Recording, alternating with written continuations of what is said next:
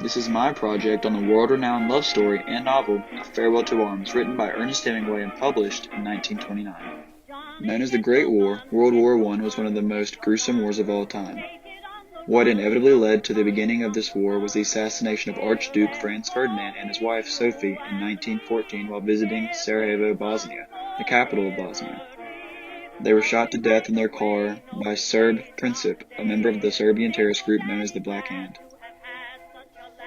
The main reason this was one of the most gruesome wars of all time was the technological advances and innovations which occurred at this time. Weaponry and other technologies used for World War I became much more advanced and even more deadly. To name a few, the flamethrower, poison gas, tracer pallets, interrupter gear, death charges, aircraft carriers, and hydrophones were all new advanced weaponry which helped contribute to the gruesomeness of this war. Advanced weaponry comes hand in hand with more and more casualties. There are an estimated 22 million military deaths in total from this war, as well as around 21 million injured, making this among the most gruesome and deadly wars of all time. World War I lasted from 1914 to 1918 and concluded with the Allied powers winning. Notable places referenced in the novel. Milan is a city where the hospital is located at that Frederick Henry recovers from his wounds in, and spends a lot of time with Catherine, thus furthering their romantic relationship. From Milan, he is then sent back to the front, where, after spending some time with the army, they begin to rebel, and he escapes with his life, which sends him to Stresa. There in Stresa, Frederick Henry is reunited with Catherine, who is working at a hospital in town, and there together they escape the Italian army once again and rode to the city of Montreux. In the city of Montreux, Catherine delivers their child, but it comes stillborn, and she dies shortly after due to complications, thus concluding the novel. The definition of a stream of consciousness is a literary technique where the writer is in the mind of a character. Everything that the character is thinking, the writer will put it down on paper. The sentences could be long, or short, or even simply one word. The stream of consciousness is what authors use when they're trying to give us insight of the character to see what his or her real deep down thoughts are. An example of stream of consciousness from the novel can be found in the passage on pages 341 and 342. What is happening in this passage is that Lieutenant Frederick Henry is trying to come to terms with the fact that there is a possibility that Catherine might die during the birth of their child. He cannot grasp the reality that Catherine's death is a possibility. Frederick is so in love with Catherine that he's beginning to get overwhelmed with the possibility of losing her, which can be seen through Hemingway's use of stream of consciousness. Hemingway's style of writing and his discovery of the iceberg theory can be dated back to when he was a journalist for the Kansas City Star and later the Toronto Star, and understood that he could not have an opinion in his writings, but rather he could insinuate a certain stance on the matter. Hemingway later worked as a correspondent in Paris for the Toronto Star, and to report back to Toronto he had to pay a fee per word to send the news. As a result, Hemingway learned to use succinct language just to cover the tip of the iceberg of the story. As the Hemingway critic Zoe Trod stated, he felt that the reader is meant to fill in the gaps left by his omissions with their feelings. This journalistic short-and-to-the-point style and the iceberg theory that Hemingway developed was then used in all of his later works. The definition of the iceberg theory is simply the facts of the story, the dialogue and events that happened along the way, is what we see on the surface. Yet the part that is supporting all of it is out of sight and beneath the surface. Thoughts, fears, and etc. Hemingway believed that the deeper meaning of the story should not be obvious on the surface, but should shine through implicity and be more subtle. Hemingway stated that for the writer to use this theory, the writer has to really know the character to apply this theory to their works of literature, or else it will become a disaster. Through his experiences, Hemingway saw the true destruction and unnecessary violence of this war, and as a result he became very against war in general, and even uses this novel to show how atrocious people act in war and the destruction that soon follows. This opinion of war that Hemingway possesses is also shown through the way it affects characters throughout his stories. Lieutenant Frederick Henry goes through many trials and tribulations as a result of this war, and it has a grave effect on him. When in a foxhole, he was hit and injured by a mortar shell, and not only did he have to endure this physical pain, but he had to witness the death and the suffering of his men he was put in charge of, which had a psychological effect on Frederick. Once he was taken to the hospital, he fell in love with Catherine, a nurse there, but they were soon separated because of his healing wounds.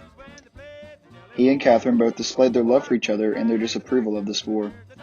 After returning to the front line, Frederick shoots one of his men who is fleeing from the scene and disobeying orders to show his authority.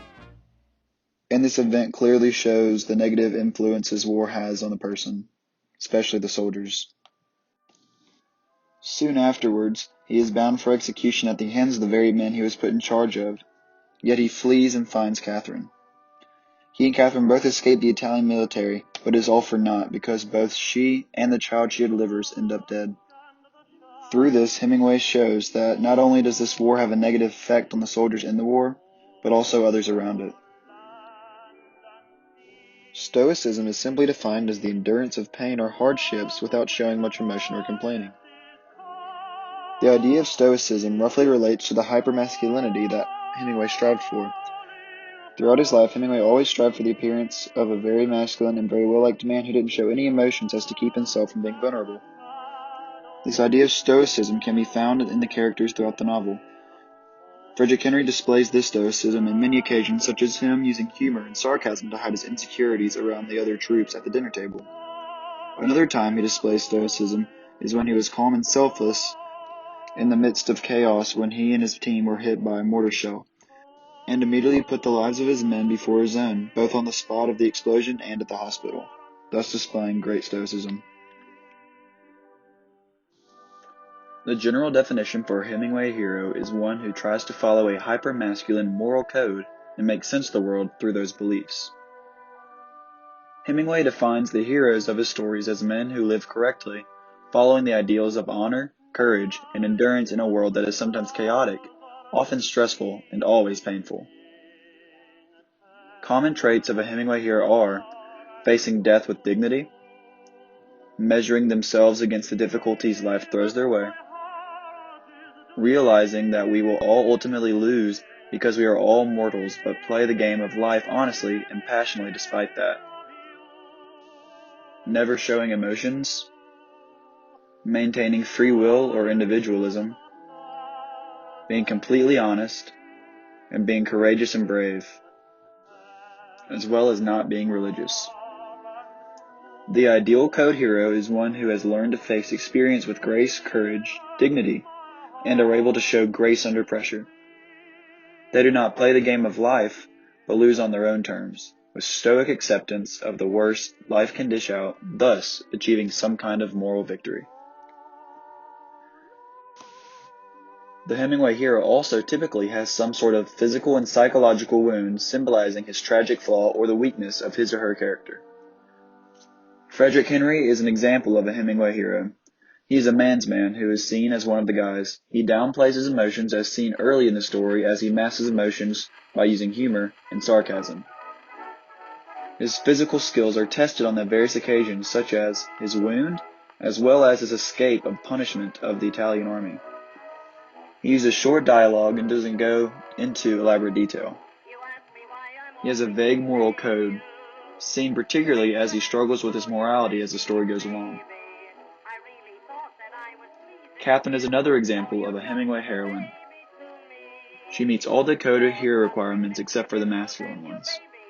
She shows grace under pressure, she faces her own death with dignity and doesn't show her emotion. She is also going to try and have a beautiful life and tries to be honest. The priest is the final example of a code hero in the story. He has a set of values that he sticks to, he masks his vulnerabilities, and he demonstrates to Frederick what love is through sacrifice. He doesn't meet all the requirements, but he meets enough to be considered as a Hemingway hero. Thus concluding my project on A Farewell to Arms. It's weird being here during the quarantine, but hopefully we'll be back in school soon. Miss you, Miss McCare.